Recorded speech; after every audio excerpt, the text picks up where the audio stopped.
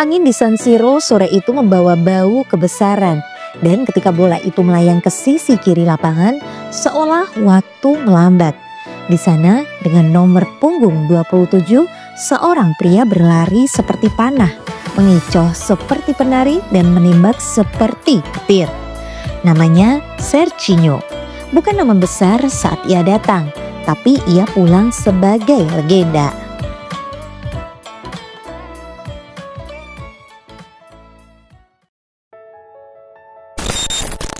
Bab 1, lahirnya si pemalu dari Minas Gerais. Sergio Claudio dos Santos. Dunia mengenalnya sebagai Serginho. Lahir di Nilópolis, negara bagian Rio de Janeiro, Brazil, 27 Juni 1971. Tapi kehidupannya lebih banyak dihabiskan jauh dari gemerlap kota. Ia bukan anak akademi klub-klub besar macam Santos atau Flamengo. Bakatnya tumbuh di jalanan, dibentuk oleh kerasnya hidup dan kecintaan tak kompromi terhadap bola. Di usia 21, saat banyak pemain Brazil sudah mencuri perhatian dunia, Serginho masih bermain di tim-tim kecil seperti Itaperuna dan Bahia. Ia bukan tipe bintang muda yang dipuja media. Wajahnya tak muncul di iklan televisi.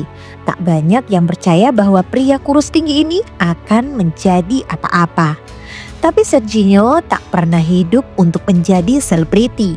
Ia hanya ingin bermain bola, dan dari situlah segalanya bermula.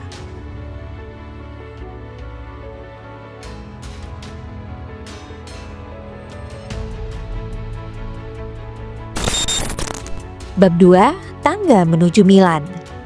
Karir profesionalnya mulai merangkak naik saat ia bergabung dengan Cruzeiro dan kemudian Sao Paulo, dua tim besar Brazil. Disinilah keajaiban mulai terlihat. Sebagai bek kiri, ia punya sesuatu yang tak biasa. Kecepatan super, stamina tak habis-habis, dan crossing yang mematikan. Tapi satu hal yang paling mencolok dari Serginho adalah naluri menyerangnya seperti penyerang, bukan bek. Ia seperti pesepak bola yang salah posisi, tapi justru itu yang membuatnya unik. Ia bukan sekedar bek yang naik menyerang, tapi penyerang yang paham cara bertahan. Dan pada 1999 ketika usianya menginjak 28 tahun, usia yang dianggap terlalu tua untuk pemain yang ingin memulai karir di Eropa, AC Milan justru datang mengetuk pintunya. Banyak yang meragukan putusan Milan. Mengapa membeli pemain sayap berusia hampir 30 tahun dari Brazil? Tanya media Italia. Tapi pelatih Milan saat itu melihat sesuatu yang tak dilihat orang lain. Kerendahan hati dan ketekunan yang bisa menjadi kekuatan besar. Bab 3, Raja tanpa mahkota di kiri Milan. Di Milan, Serginho tidak langsung menjadi starter. Ia adalah opsi kedua di belakang Paolo Maldini, seorang dewa di sisi kiri pertahanan Milan. Tapi Serginho tidak datang untuk merebut tahta. Ia datang untuk belajar, untuk menunggu momen.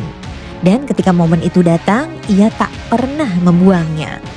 Musim 2000 hingga 2001 adalah titik balik. Dalam laga derby della Madonnina, Milan menghadapi Inter dalam tekanan besar. Tapi justru di laga sebesar itu, Serginho tampil seperti pahlawan. Ia mencetak 1 gol dan menciptakan 3 assist dalam kemenangan 6-0 yang legendaris. Kemenangan terbesar Milan atas Inter dalam sejarah modern.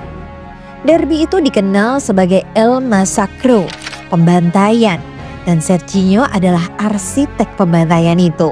Dunia akhirnya membuka mata. Pria kurus dari Brazil itu bukan pelapis. Ia bintang yang bersinar terlambat, tapi bersinar sangat terang.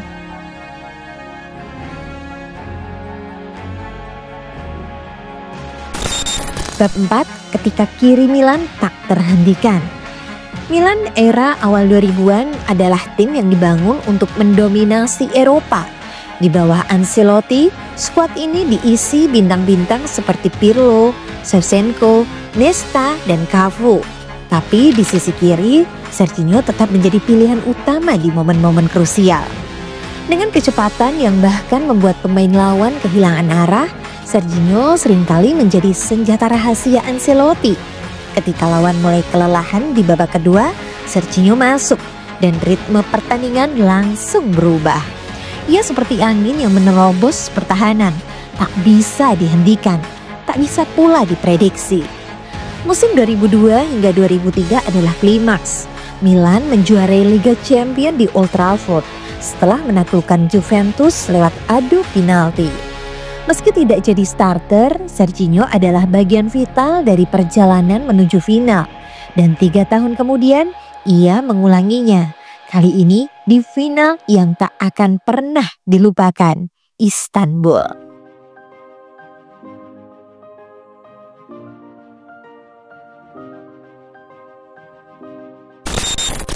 Bab 5, Istanbul, tangis dan keabadian.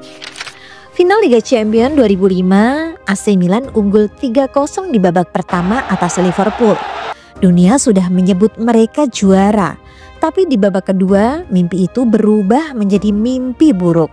Liverpool menyamakan skor dalam 6 menit ajaib dan laga berlanjut ke adu penalti.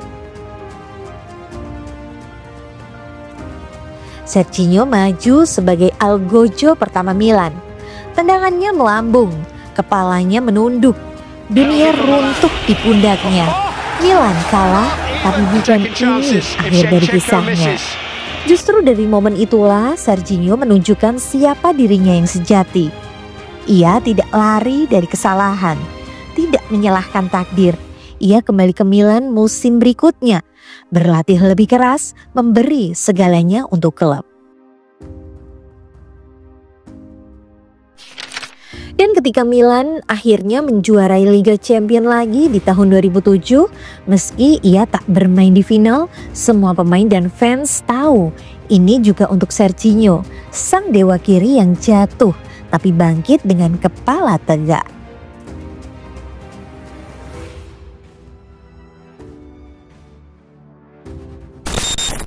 Bab 6, menghilang dengan elegan.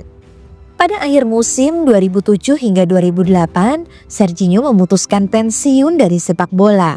Tanpa pesta besar, tanpa drama, ia pergi seperti ia datang. Diam-diam, rendah hati, tapi meninggalkan bekas mendalam. Sepanjang 9 musim di Milan, ia bermain dalam 280 pertandingan, mencetak 24 gol dan lebih dari itu. Ia menjadi simbol dedikasi, simbol dari pemain yang datang bukan sebagai bintang, tapi pergi sebagai legenda. Kini Serginho jauh dari sorotan. Ia kadang terlihat di acara-acara Milan sebagai duta klub, tapi sebagian besar waktunya dihabiskan bersama keluarganya di Brazil. Tak banyak wawancara, tak banyak pencitraan. Dan mungkin justru itu yang membuatnya begitu dicintai. Ia adalah antitesis dari bintang modern yang haus sorotan. Ia membiarkan kakinya yang berbicara, dan kaki itu telah memberi kita begitu banyak momen indah.